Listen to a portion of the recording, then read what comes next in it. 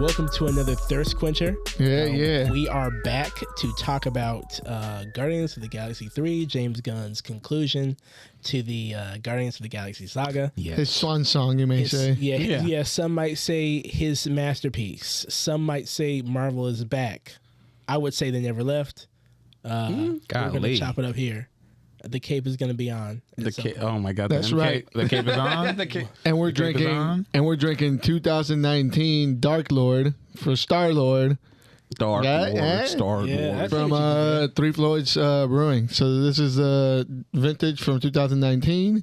Mm-hmm. Figured the color scheme went well with the purple Guardians of the Galaxy. Yeah. That's right. So it's a Russian Imperial Stout. Marvel has the thing about brown and purple these days. You know, it's really, that's true. Really is. You saw his face. He said, "I love you guys."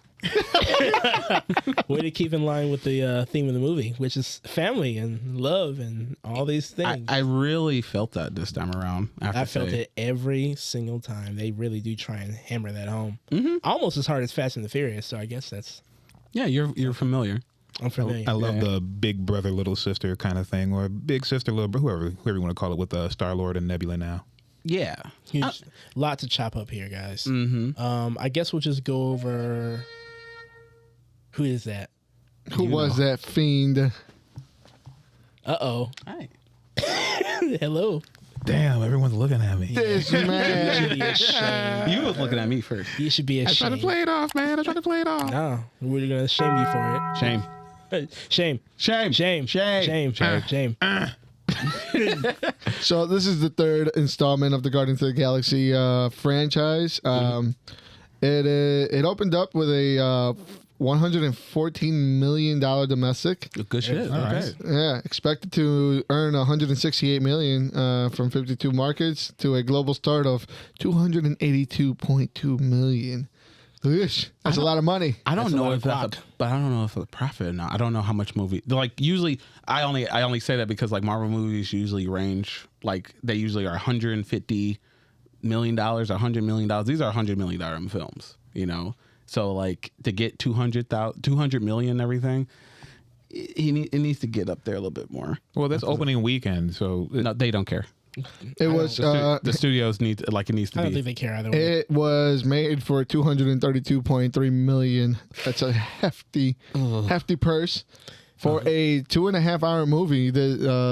A lengthy movie, but that is the average nowadays. Yeah. did you feel all 2.5 hours? I did. A little bit at some parts. Yeah, certain points. Yeah, like it wasn't like I forgot. There was a few other movies that were like 2 hours, and I didn't like feel it too much. But it was like certain points. It was kind of dragging. Yeah. Hey, Sorry. No. Yeah. Yeah. It's a long ass film. It is a long ass. This movie actually paced pretty well for the amount of things that it did. Because it had a lot of stuff to like tie the bow on and everything. Yeah, they tried their best. And they had a pretty with that large amount of cast, that big Huge cast that they had. Mm-hmm. Everybody had their moment in the spotlight. The main story revolved around Rocket Raccoon, which they did a pretty a nice thing of kind of like tying it. There was one thing that was said in the movie, and this isn't really a spoiler. It was kind of like this has always been about you. And we saw it from the trailer that this was going to be a heavy Rocket Raccoon centric movie. And I think on top of that, they did a good job of portraying everybody else and everybody's overacting stories alongside that main narrative. Mm-hmm. And sometimes you could feel the 2.5 hours, but I didn't feel them very long.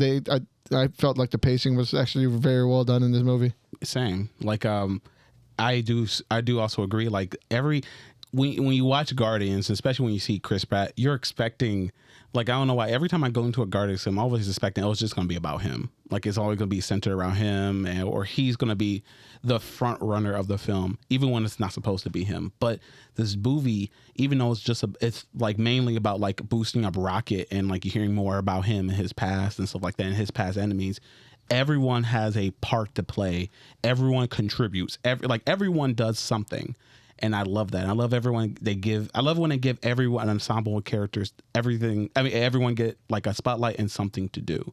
It's really nice, and James Gunn really knows how to balance out characters and like balance out time with each character and stuff, and getting everyone an arc.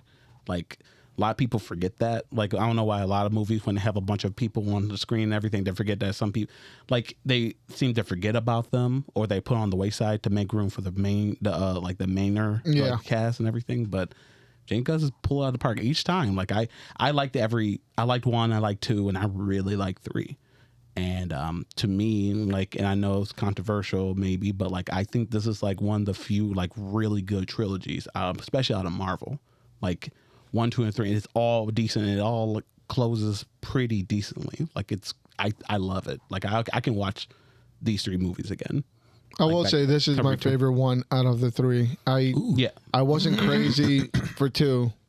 I don't think anyone was really. I mean, 2 was nice. It wasn't crazy. I wasn't. It wasn't. I didn't really enjoy it. It's honestly a movie that I probably won't watch again. 1 was cool, but it was like it did a switch for Marvel, right? This is what it kind of like took the Marvel formula and kind of redirected it in a different place where other movies tried to replicate it and other movies failed at replicating. Yeah. This kind of, in this movie, it knows what it is. It is a culmination of the formula plus James Gunn's vision plus what they've been building. And I think it's honestly my favorite one out of the 3. I do believe it's better than the other ones. It also helps me, like, I realized that I really like Raccoon, like Rocket. Like, Rocket's really cool as a character. What's there not to like about him? No. See, I started not liking him. I started thinking he was a bit annoying. I was like, I didn't really care too much for him as for that character in the first movie for some reason. Because he was a snarky. It didn't click for me. Yeah. For some reason, he didn't click for me. Gamora was the one that clicked for me in the first movie, and we got a hint of that Gamora again, which I really liked in this movie. And I like what they're doing with these characters and how they're allowing them to expand to possible their own little spin-offs or little franchise or whatever they may be able to do with them. Yeah. James Gunn leaves it open-ended for anybody to step up and take it, but I feel like Batista already said he's not coming back unless James Gunn comes back. So no. So, but the possibility is there. I'm sure there's going to be enough money for Batista to come back. Money if for the everybody. price is the whole "I'm never going to come back" or "I'm good, I'm retiring this character" is always the language is actually just, you know, if the price is right. Asterix. Yeah, asterisk. Ask Robert Downey Jr. He's still waiting for that Iron Man return. Oh yeah, that's right. And he said he was done. Like, I'm done. Right. Actually, I'm not done. Please. The door always opens Exactly. for the right knock. For the right knock. The money knock. Which, you know, real fast, if I can just, before I get on to what I liked about Guardians, real fast about Robert Downey Jr. All right. This TikTok has been showing me a lot of extra behind the scenes stuff about Tropic Thunder lately. Listen, man, I wrote with you on the theatrical release, and that's it. That's where the contract begins and ends. This extra shit, you might get canceled. I feel triggered. I feel triggered as fuck watching these clips. It's crazy stuff. Okay, like context. Like, what do you mean by the clips? Like, okay, there's like extra footage where it's like they show the guy getting ready for the role in blackface, doing all this extra weird shit that's not the movie, and it doesn't look good. I don't care how funny it's supposed to be. I'm like, ew. Hey, in the movie business, we call it getting in character. You said that's nah. So That's a little, these are all like tangy, these are all the deleted scenes and stuff. Yeah. Within the movie, he does drop the context that he's in character on and off the entire time. Yeah. He even does if you listen to the commentary in the actual DVD, he does it in character. Yeah, dude. I've been seeing a lot. I'm like, hey. He was having the time of his life. He's like, He really was. I'm never going to get this opportunity ever again. Then why not? I think he understood it. This is the last time he can ever do it again. Like, since I made it, I might as well not waste the makeup and just do the whole... Knock it out of the park. Knock it out of the park. Do the whole thing. But what he didn't know, that they will never, ever stop talking about it. He probably knew. No. Yeah. He actually feels like he dodged a bullet, which he should. But anyway, let me get back on there. Speaking of knocking out of the park, Yeah. how did you guys feel about the performances in this movie? Absolutely incredible. Everyone did a great job. I do feel like, going back to your Rocket comment about liking him a little bit more, I think the movie has done a lot of the heavy lifting in that regard, because Rocket is what you think he is in the comics. He is. So there's not a lot to like there for me personally. He's a raccoon with a gun? Yeah, raccoon with a gun and snarky one-liners and, at one point an accent. But sorry to cut you off. I feel like this movie actually... gave him more of a purpose with him being that's what I'm saying. I feel like the movies elevated this character way more. Yeah, this one especially, I feel like. For sure, 100%. I thought the performances, again, like I said, were really good. Pratt pulled it out. Everyone pulled it out. And James himself has been on a streak. Yeah, so far. I like the fact this time around, I didn't feel like I don't think anyone has talked because they shouldn't. The movie looks great. Like the performance is amazing. I agree with you guys, but like also like the visual effects and stuff.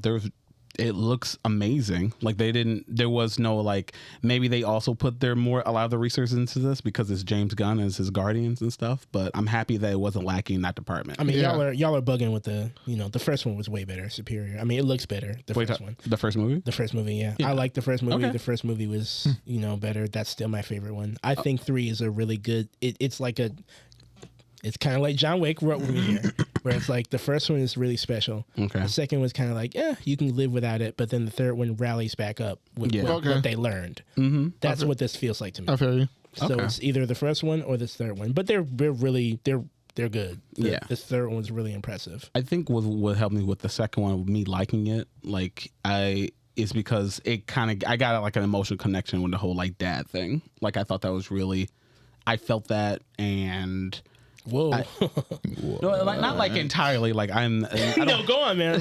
Rock out. But no, like I felt that, and I had like some sort like when Yondu spoilers, I guess, if you haven't seen 2, but like when Yondu, died and everything, I felt that. I thought that was like, like I know he wasn't really much of a character in the first one, but I feel like they kind of like built him up a little bit in the second one to help when he finally did go. Like, okay, that mattered. Like that, I felt that, But first of all. If you haven't watched Guardians of the Galaxy 2, what the fuck are you doing in this video? True. Right.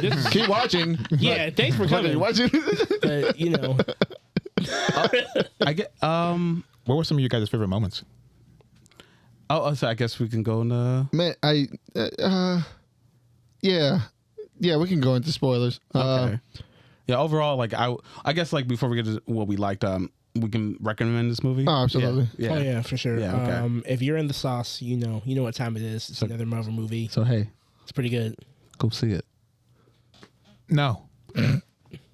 All right, man. Look, I it's not my first time saying it. Won't be my last time saying it. Never really was a big fan of the Guardians of the Galaxy franchise, so I'm not excited to see the start. We do have an entertainment podcast, to which sometimes we have to consume. I literally had this conversation with myself. Thank you, thank you. Sure you and the person who I was talking to was you. You were saying exactly that. To make sure you were saying exactly that.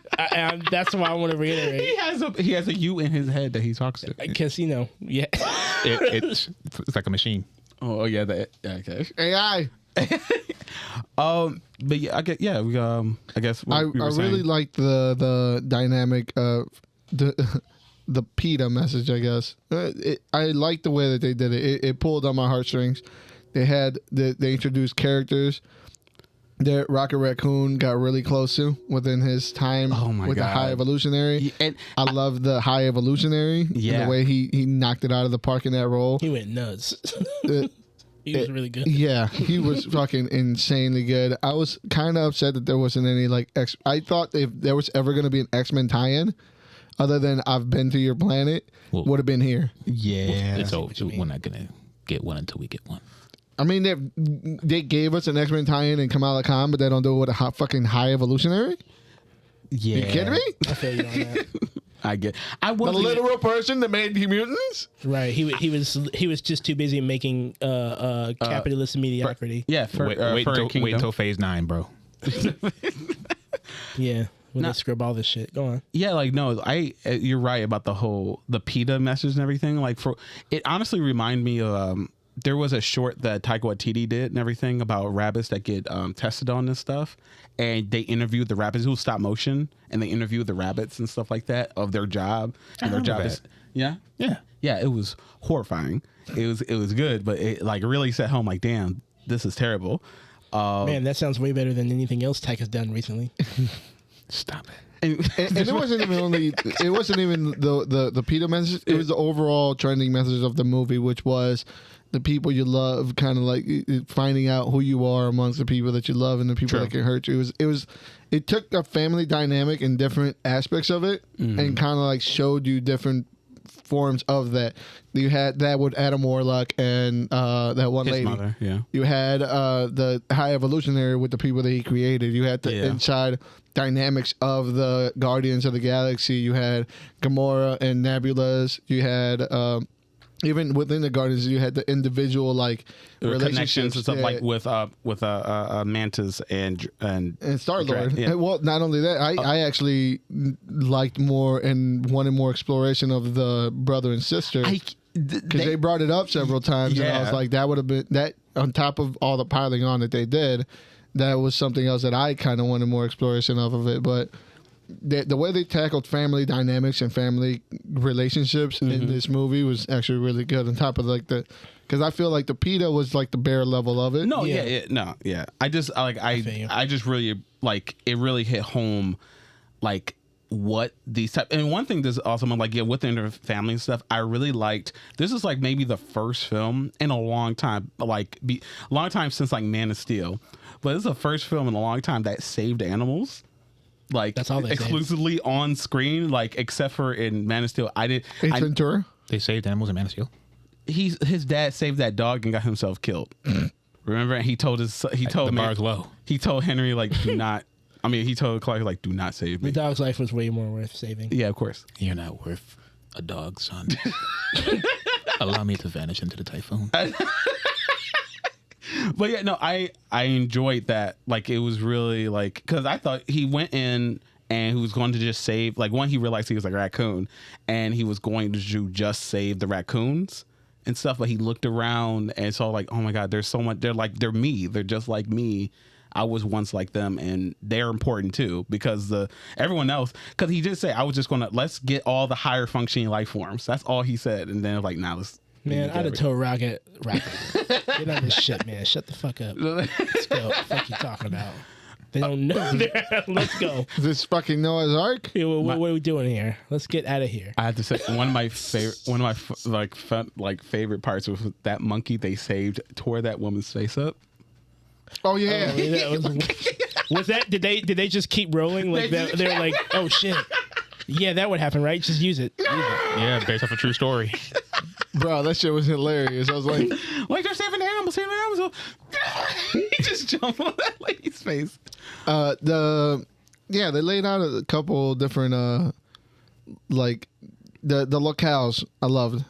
Everything every little place that they went to, I loved. This is what I wanted from Ant-Man. All the other cosmic stuff. Like when they went to this, of Madness. Yeah, when they went to that they went to a manufacturing plant for organs, and the actual space station was made out of organs. It was self-growing. So it's this fleshy, nasty, hairy, slimy, just like thing that they have to get into, and all the security guards are in flesh suits. So they're like this, like. That sounds disgusting. Like it was so good. It was great. Yeah. Nathan Fillion made it to the MCU. Yes, finally. As a security guard. And he's so relatable. Oh my God, his whole group. Hey, this guy. So relatable. Yeah, I got one of those too. Particularly, but yeah. Yeah. It was so relatable. I did really enjoy his little part in the movie. Way better than Andor, honestly. I feel like they did all that. They were like, hey, this is what workers look like. I feel like they nailed that dynamic in a short amount of time too. No, yeah. Like like James Gunn with his writing, he knows how to use his time wisely. Yeah, he got 2 hours and stuff, but we've already seen 2 hours movies that have 2 hours and they still don't know. Like they linger. Everything is the time's not used wisely. Yeah, but this one is. No, it's weird because I may be the only one, but I liked all the extra stuff, kind of like what we're talking about here with Quantumania, like the all the extra shit down there. Like I didn't even notice it till somebody brought it up. But like I said, the Infinity Stones were living beings down there. Like they were little stones. Astronaut suits. The little like details. Yeah, they put a lot of shit in there that I didn't appreciate the first go around for sure. And it's certainly easy to do that. But like, you know, they do pay attention, and sometimes they get a chance to show you in the background, like with this last movie with Guardians. All the worlds that they got into, like you guys were just talking about. I really did enjoy the locales. Yeah. My favorite part, I don't really think I had a favorite part as far as the movie's concerned. But I don't like all the gags to tease, you know, that we may have lost somebody at some point. You know what I mean? Like, you know how they kept doing that with everybody? I was like, just listen, it's the third movie. We're not losing anybody. Let's just don't. You know what I mean? Don't mess with me. I will say, like, the first couple times it got me, and I was like, okay, this is where we're going. We're going to lose characters this early on. I'm kind of cool with that. How are you going to pay this off? Where are you going with it? But obviously, in the back of my mind, I was like, nobody's fucking dying. Right. How are you going to end their journeys if you kill them? I was, like, honestly, I was waiting for that. Like, especially with Drax. I thought he was the prime candidate because of his contract being ending and stuff. Contract ending and stuff like that. Or there were certain points with, oh shit, I think Rocket, he's gonna be dead now, like for sure now. Or fucking Nebula. Like I thought she was gonna sacrifice herself. There's a few times I thought Nebula was out of here. Me too. Yeah. But it's like the one times that I thought she would be out of here, it wasn't like the most damage that she received. Yeah. Right? Like when she got shot in the back. Like she had already gone through like a building. She was dismantled and like put herself back together. Yeah, true. So her getting shot in the back, I was just like, oh, okay. But still, I was like,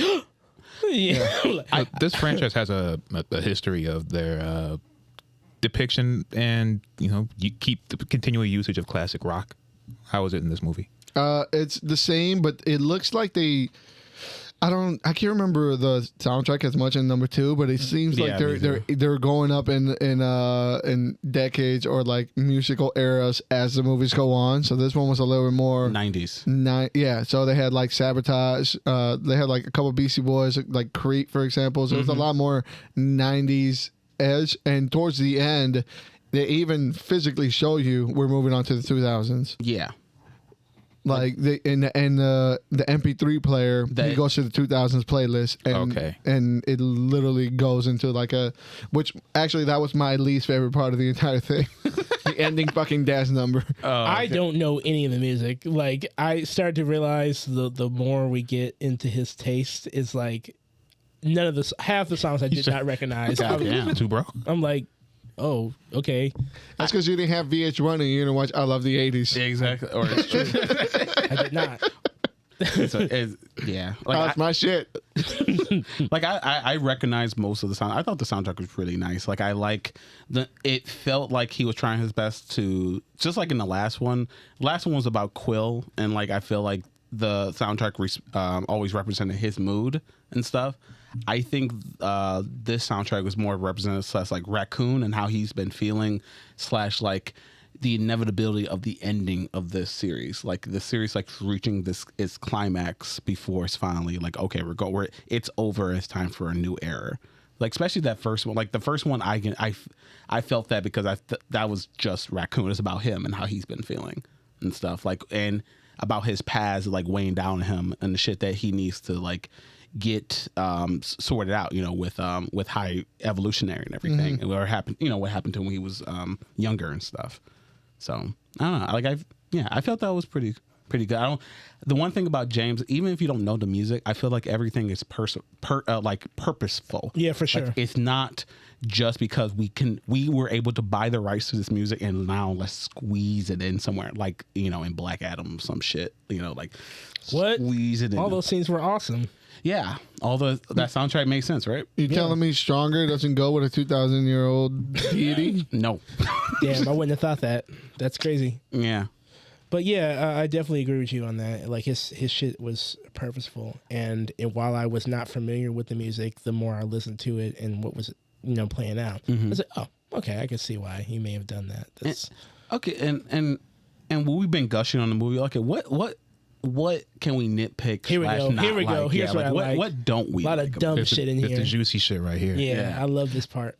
Before we move on to that, I do say I did like Adam Warlock's interpretation in this movie. I thought, Because if you don't have a Thor, I don't want gallant Adam Warlock. I don't want him to have an actual purpose. Like Thanos is gone. The only purpose for fucking Adam Warlock to exist is to fight Thanos. Yeah. And if you don't have a Thanos, this is perfectly why you make Adam Warlock a babbling child who is hilarious. Don't be rash.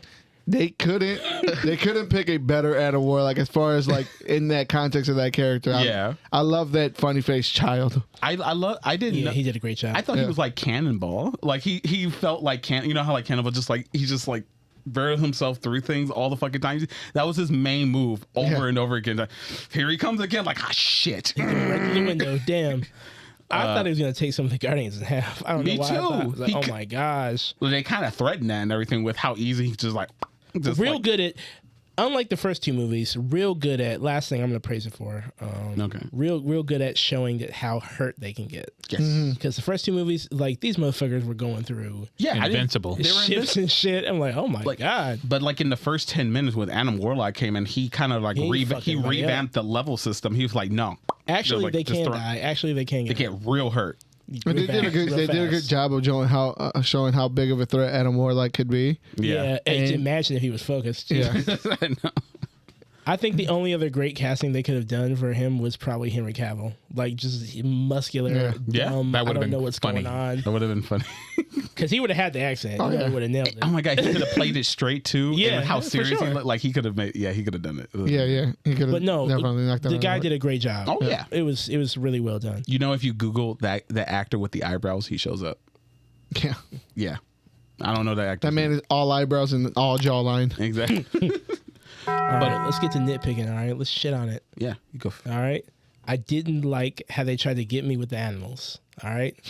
I know animals are special. They are just as important as we are. They are. But listen, I don't care. You're not gonna make. Apparently not. You don't think I they're just couldn't important. do it. I couldn't do it. I couldn't get a tear out. I was like, oh fuck. That'd be sad. Was it because you knew it was going to happen? I mean, It was obvious. also, but we just met them and they're animals and they're freaks. No, I'm sorry. Oh my God. He's just no, but I wasn't really fully in on the soup for that. So I appreciate what they're doing, what they try to do. It's like the new thing now is to take what you would do with humans and make it about other things that are not humans, and then people will fall in love with it. Like, Elements, I'm sure is going to kill. It's just this clearly. Like, if they had did this with people, you would have been like a full adult regular people that you'd be like, oh, I've seen that before. Yeah. They're just doing it with creatures. So I'm like, oh, okay, that I get it. It was an otter and a fluffy bunny. Go fuck yourself. They were beautiful. They were beautiful. Hey, they were built it was too. sad. And Floor and Lila and I'm with you, man. Teefs. How did a fucking walrus fit in that cage? How did they fit a walrus in there? He couldn't blink. They took his eyelids away. Oh yeah, they He did. could not blink. Join PETA tomorrow. Anyway. Okay. I'm not saying they ain't tasty. Hold on now. Yeah, exactly. No one's saying that. No one's saying that.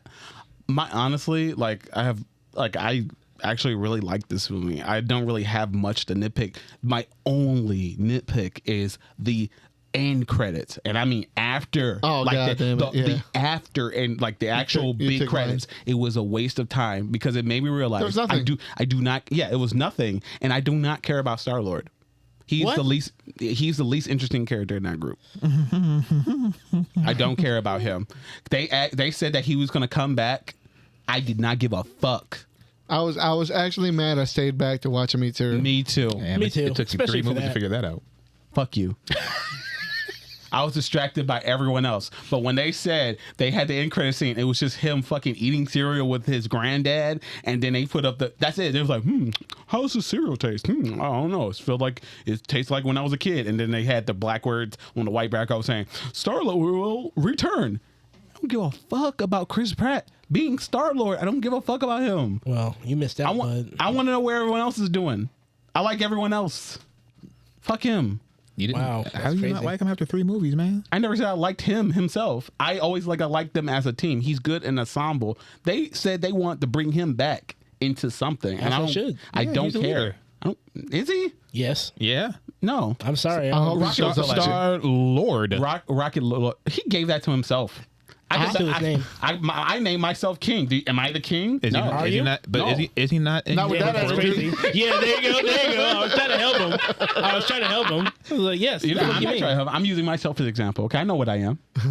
Do you? It sounds like you But don't. either way, like I am. I hope he shows up in Secret Invasion just to piss you off. I don't. Me too. Please. I'm like, okay, It fucked cool. that up too. Rootin', tootin', gun shooting.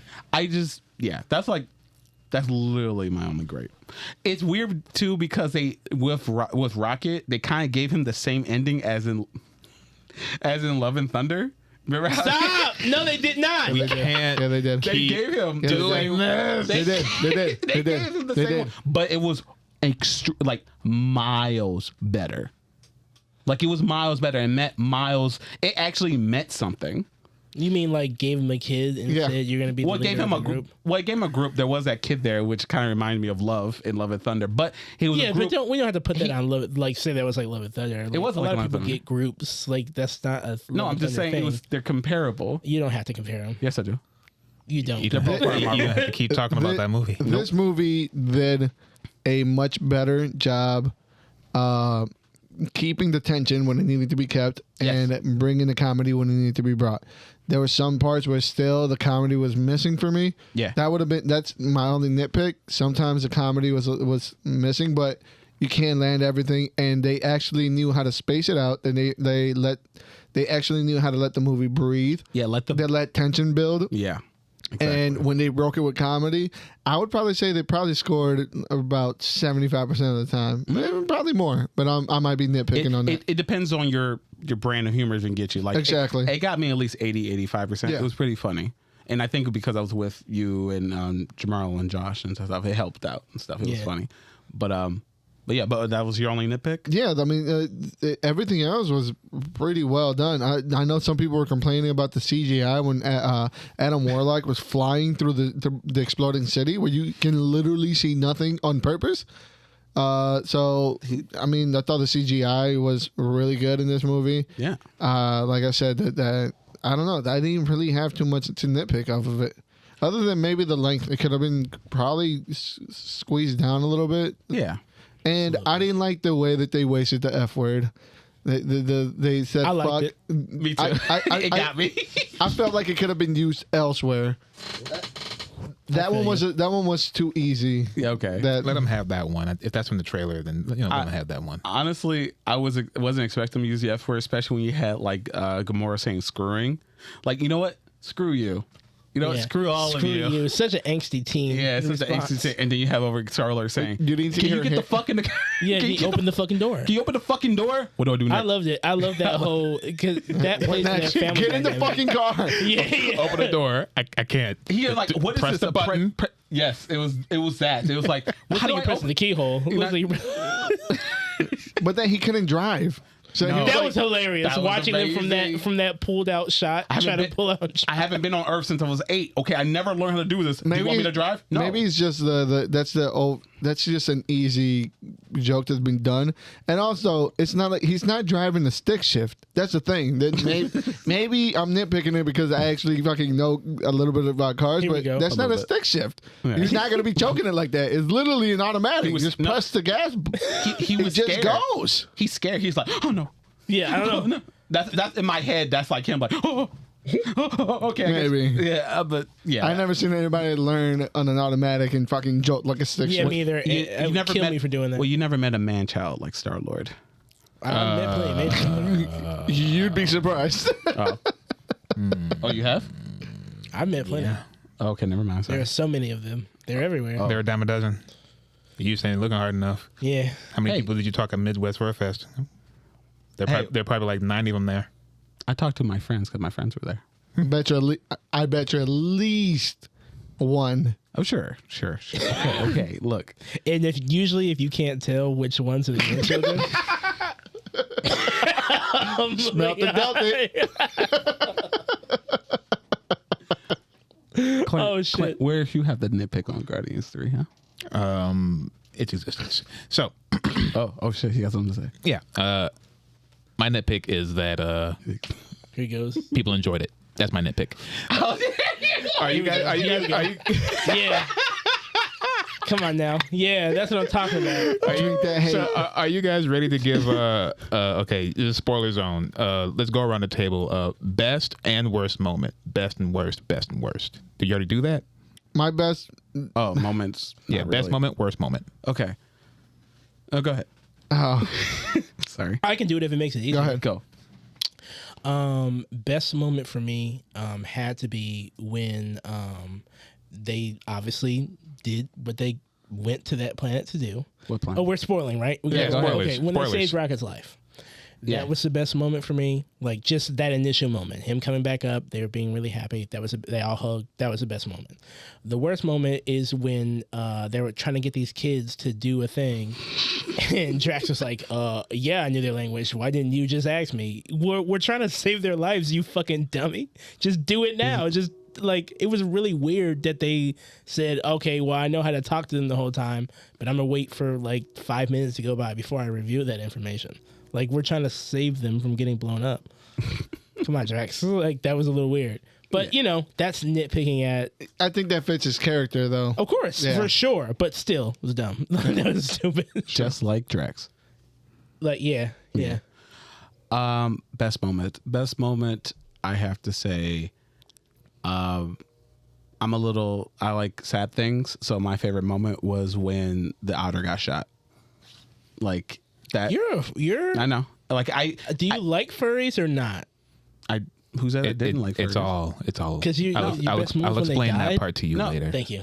No, it was just like it was a very like I knew that they were going to die. Don't get me wrong, but it was shocking how quickly It was really it fast. happened. Like they literally just got out the cage, and that means he's been standing there waiting for him to figure out and open the cage and then shoot her. Yeah, he told him. It was like, you're predictable. I knew this was going to happen. Like like that whole sequence of him escaping and his friends dying. Like that was really good to me. I love the outcome of that. Yeah. The outcome of that, when he like the heart-wrenching scream, knowing that he's literally all alone because he doesn't know anything else than those people. Yeah. Like those animals. To me, it really connects with why he's the way he is, how bitter he is, and why he refuses. Like, granted, he is in this group and they are his family, whatever, but he always tries his best to like keep a distance from everyone because he doesn't want to be hurt again like that because of what happened to him. That was like one of my favorite moments. My least favorite moment. Shit, it's hard. Fuck. I'm trying. Find it. And I'm execute. trying. I'm trying to find there's several. No, I really. Like, Do it. We got a cape wearer here. Fuck. I don't. God damn it! I didn't really like the fucking furry planet thing. Yeah. Oregon? No, not the Oregon planet. The furry planet. Oh, like the New Earth? with all the counter I Earth. love that shit. Like I didn't like the fact. It was like I hate the fact like a lot of the funny parts were within the trailer. No, I liked the scene when they were there. Yeah. Like Drax was on the thing. That shit was hilarious. Like on the couch and shit. But like funny. it was just like whatever. And then they all died anyway. So I'm like, this is. Yeah. Cool. I get it was to represent how much he does not give a fuck about any of his creations, and when he's done with them, he'll get rid of them, like like he's supposed to. But it's like, it's like whatever. Oh, maybe every time they fucking like could have done things in sequence, but someone else is doing another thing, so they miss an opportunity to do something. Like how Star-Lord bumped into the guy they needed with the headpiece anyway, and or how like Star-Lord was leaving the ship and then they got on the ship and stuff. I thought those were good. Yeah, I thought those were good. Like, I don't know, for keeping us involved, even though clearly they could have got out a while ago. No, yeah, like I get what they were doing, but I was like, Well, I think that scientist was just like, oh, we got to give him an excuse to know who this person is so we can move the thing along. So it's just something like super quick.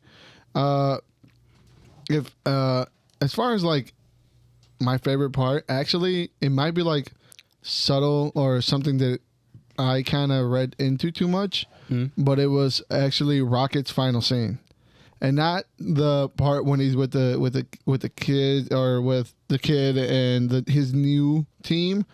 It was right before the credits rolled, where they're at a random planet with people that they have to protect from something coming this way, and as you see them coming, it's a stampede of like furry little like rabbit kind of like hyenas, just random creatures.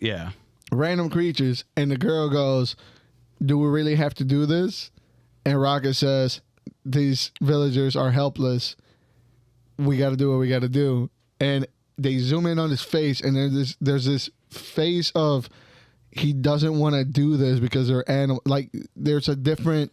There was like a zoom in that really kind of like hit, and then they cut off into him doing. They cut the movie, obviously implying they massacred the entire herd of animals. But that little touch itself at the end of it was something that I really really enjoyed. It was like super subtle, super simple. Yeah, and I think it was like it spoke to the entirety of the whole movie that he is still a character in this kind of reassertion of finding himself, because now he didn't think he was. That could have been him. He could have been one of those just mindless animals that are just doing the instinctual thing that they're doing. Yeah. But now he's there to pretty much exterminate them, which I thought was really kind of cool. On that, as far as like something I disliked, I don't know. I didn't really dislike too much of it. It was. Man, I was pulling that Animal Planet out of my ass. Like it's like, but it was still very. Was that the vibration of my phone? It was. Yeah, that's fucking wild. But no, I get it. Like it's a solid film. Yeah. Like it's hard to find something like particular to be like really in about it. I'm kind of waiting for you to watch it if you ever do, to see what you want. I might take my niece to go see it. Yeah. Okay. Yeah. It's a fun movie. It's a fun time. I watched it in 3D. I don't know if that made a difference. There were some parts where it's like there was too much going on in the background, or like some of the action scenes were like I wasn't able to really see a lot. Yeah. And I'm pretty sure that was the fault of the 3D. Also, it didn't help. They were like second row from the front. Yeah. So. On top of that, I mean, I really enjoyed the movie, so I don't know if I think I would have enjoyed it more had I seen it in regular screening. Yeah, I did have a good time when I watched it. Are you guys ready to wrap this thing up? We're ready to put some ratings on it? Yeah, let's go. All right, I'm not going first. Coward. I'll start off. I'll give it a 8.7. Fried men on a chair. He got by Adam Warlock. He got fucked up. Yeah.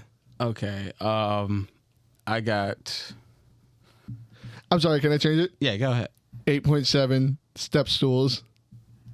Step stool. Oh my god. Oh yeah, that fucking part. Oh yeah, that was fucking lit. I relate.